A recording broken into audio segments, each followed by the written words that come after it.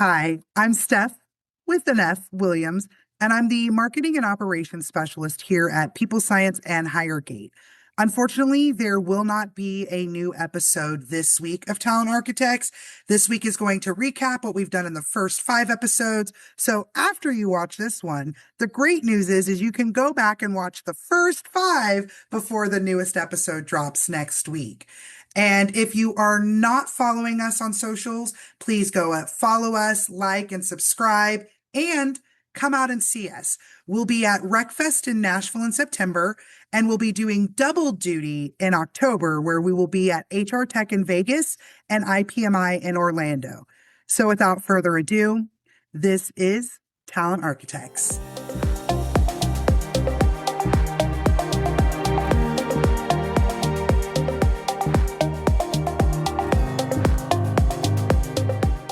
Today's topic, we thought a good segue into these programs is to talk about the half-year mark. So since it is July in 2026, and we've heard predictions, we've made our own predictions. I think we all have predictions, right, coming into 2026, like what was going to happen. So we've gone ahead and pulled a list of what we are hearing from SHRM, some from Gartner. I will tell you that we do use AI at times here to collect data. All of our data we then double check because we know there's hallucinations that go on, and owning an AI technology, I can tell you it's interesting what we see people get behind. So that's part of this, right? Okay. So here's the top 10 things that we're getting feedback from, either from our own customers in our own network, or as I said, through sources like SHRM, like Gartner, like HBR, that have some of this good data out there. So Jess, I'm going to run through these, and I think that we should just keep it like we always do and tell the audience what our thoughts are, and hope that they'll give some comments too, right? Sounds good. I thought it was interesting. The number one thing is what we talk about all the time, but chat actually articulated it really well, that separating the signal from the noise, right? So companies are inundated with applications. AI is generating poorly matched, quite often, candidates, right? Recruiters are spending far more time filtering resumes, even if they've got augmented technology to help them do that. And leaders are, and this is not unique to talent acquisition at this point. I mean, I think since ChatGPT came out, even with the pre-warnings that this is happening, a lot of businesses are still in that, what does this mean to my product, right? What does this mean to my organization? Which trickles down to what are the products, who are we going to hire? How are we going to execute the work? I mean, the questions are unending.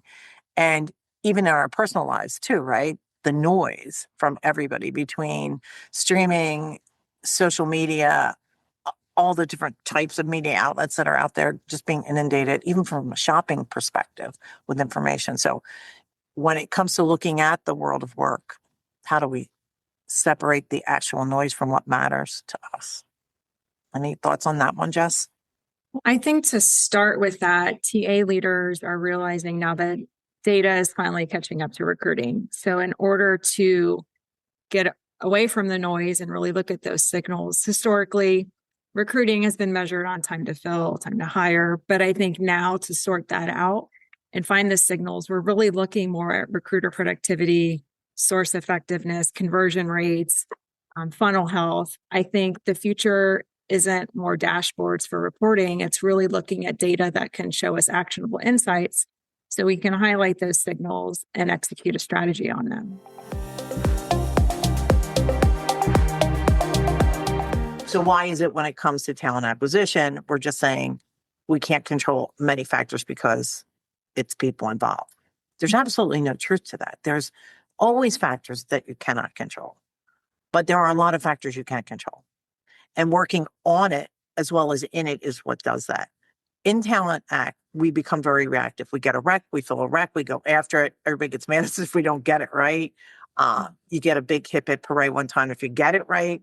And then you move on to the next thing, kind of forget everything that you've learned.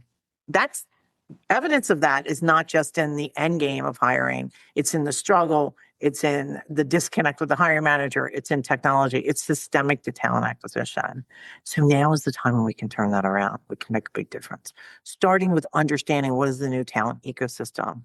because it's no longer, this is the whole big ecosystem of people. This is, I think it's like 6.83 million people that are in the workforce. Who can we recruit, right? So we were talking about that in 2023, like looking at that sector. In the last 2 years, we've come across this differently. We've looked at it differently because of the way computing power, AI in particular, is affecting the world of work. We're saying, instead of looking at a job description, what's the work that needs to be executed? I'm just pausing there to give you a chance to think about that. So what if you never got another job description, but you got an order that said, this is the work that needs to be executed? Because really, that is what's happening, right? It's like, here's a job description, then you get a candidate and it doesn't match this and it doesn't match for that, because it's almost impossible. And that's also because the world of work is changing. The work itself is changing. It's no longer, this is my job, I sit in the seat and I do this. There's so many other factors involved, including looking at it from the 50-foot level, having good metrics to measure what you're doing, a lot of fine pieces. So that leads us to this new kind of ecosystem of people. How can I accomplish the work? When I'm talking about the job, we're going to talk about the work.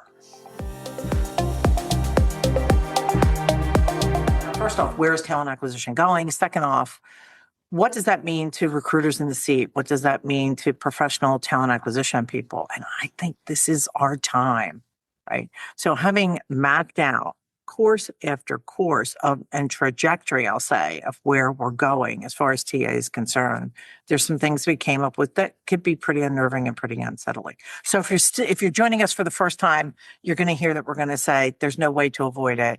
All of TA is going to be automated. Absolutely. It's already there. It's not working everywhere, but it's starting to work better and better where it is.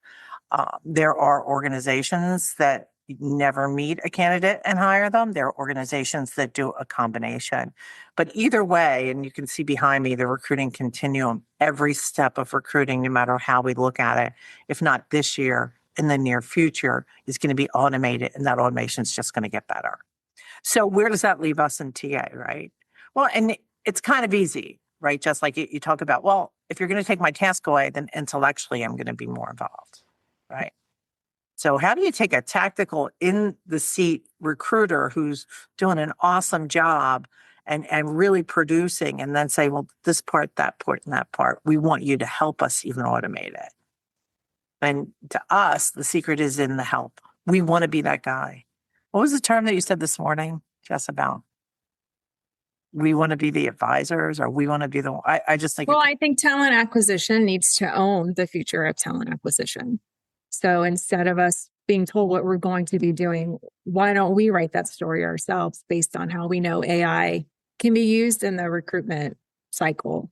And then really we need to look at what we need to become as recruiters, what I like to call talent advisors, and we're moving into now work architect. Yeah, we want to be the ones who decide our own fate.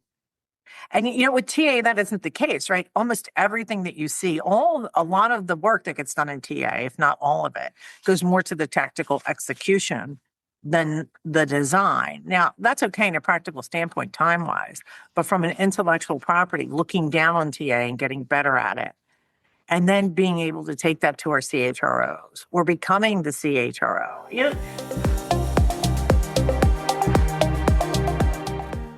Yeah, I think it's good as talent acquisition continues to evolve to really jump in and become that subject matter expert, partner with the business. And as we're talking about AI agents taking over parts of the role responsibilities, I know a lot of people get scared and don't like the sound of it, but it's important to remember that AI agents are tools for execution, not necessarily judgment. So you still need humans in the seat to make judgment calls, but AI is going to really organize information for them, surface patterns, automate the transactions that they've been doing manually. So still need humans in there to evaluate things like cultural fit, complex negotiations, discussion situations. But keeping that in mind, I think people will be more opt to move over to this type of thinking because it is scary at first. It's very scary.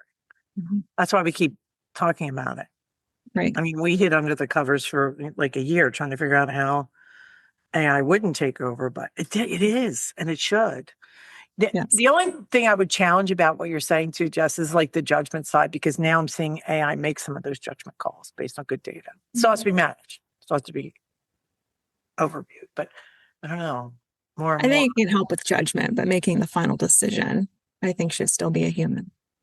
Yeah, or being the person ready to pull the plug if AI Right. jumps the road, right? Like it's doing already. Admittedly, all the super LLMs are saying that they're now taking a dive into each other, right? Which Mhm. could be a conflict of interest to begin with. But if Sure. you're not looking at AI and you're trying to complete work, you're really out of the window. So the worst case scenario is the opposite of this, right? So what we see is you're in talent acquisition, you're fighting the move over to AI. Okay, you'll use one tool that'll help you find some candidates, which is a good experience, right? And that's a good way to get started. But the truth is, it's limiting your belief system.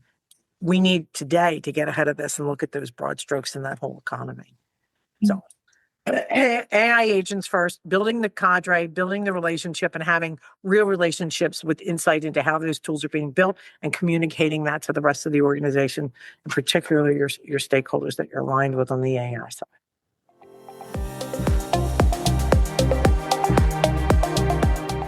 So, there's a big debate about AI in this space, right? But I think it's really inevitable that AI is going to affect what we do in talent acquisition. If it's not already, I'm a little concerned because it really is coming in and alleviating a lot of the pain points, the more administrative type tasks, and that's only going to grow from there. So some of the things that we're doing with our product HireGate is, we're lucky enough to have our own internal developer. So we've been able to pivot and collect different data sets than maybe some other technologies out there have been able to do. So most recently, we implemented for one of our larger telecom clients a scheduling automation piece, right? Don't want to be specific on the products because I think there are a lot of great products out there, but I'm sure you can assume who this one is in particular. And so what we did is we gave the candidates and the hiring managers autonomy to schedule. And so alleviating that burden from our recruiters when it comes to going through the mechanics of scheduling with those limitations and putting it back in the hands of the candidates with the aid of the AI bot that's assisting them through the process.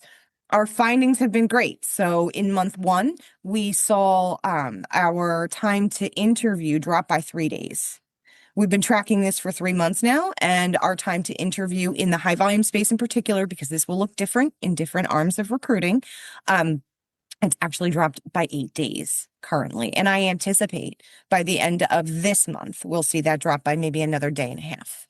So really, what's that story telling us right now is that giving the addition of AI and allowing our hiring managers and our candidates to have more autonomy of their own schedules is actually accelerating the process. 8 days is a huge win. Think about cutting 8 days out of your interview process and what that looks like on the back end. We've now just dropped at least 3-4 days out of your time to fill number, which is something everybody wants to celebrate right now, right? So that's really been step 1 for us. You really kind of you absolutely have to go through the mechanics of tracking the data before you can say, I'm utilizing this tool well, it's working for us. So we talk a lot about showing the ROI of the AI, but let's make it relative to our actual staff. Let's make it relative to the candidate experience as well. And so a lot of this tracking is bleeding through to those areas.